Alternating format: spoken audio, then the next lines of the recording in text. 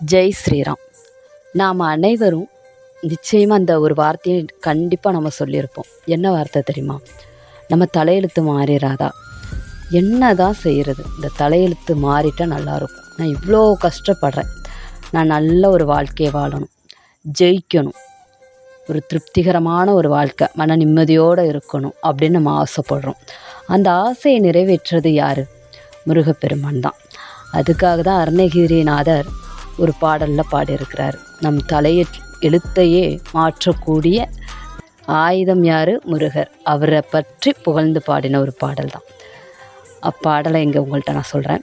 செயல்பட்டழிந்தது செந்தூர் வயல் பொழில் தேம் கடம்பின் மால்பட்டழிந்தது பூங்கொடியாம் மணமாம் மயிலோன் வேலையும் சூரனும் வெறுப்பும் அவன் கால்பட்டழிந்தது இங்கு என் தலைமேல் அயன் கையெழுத்தும். யார்? பிரம்மன். அதாவது ஐயன்ற பிரம்மதேவர் எழுதின கையெழுத்து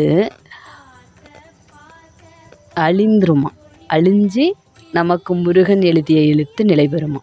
அதனால தான் அருணகிரிநாதர் தலையெழுத்தையே மாற்றக்கூடிய மிக அற்புதமான இம்மந்திரத்தை நமக்கு கொடுத்துருக்கிறார். மனம் முருகி, நெஞ்சம் முருகி, உள்ள அன்போடு முருகனை நினைத்து இந்த மந்திரத்தை தினமும் நம்ம சொல்லிக்கிட்டு வந்தோம்னா நம்ம தலையெழுத்து மாறுறத நாமளே உணரலாம். நமக்கு ஒரு மனசில் ஒரு நிம்மதி இருக்கும். முருகருடைய ஒரு அன்பு நமக்கு கிடைக்கும். அவர் அன்பால் நம்ம பற்றின போது நமக்கு ஒரு நிம்மதியான வாழ்க்கை கிடைக்கும். ஜெய் ஸ்ரீராம்.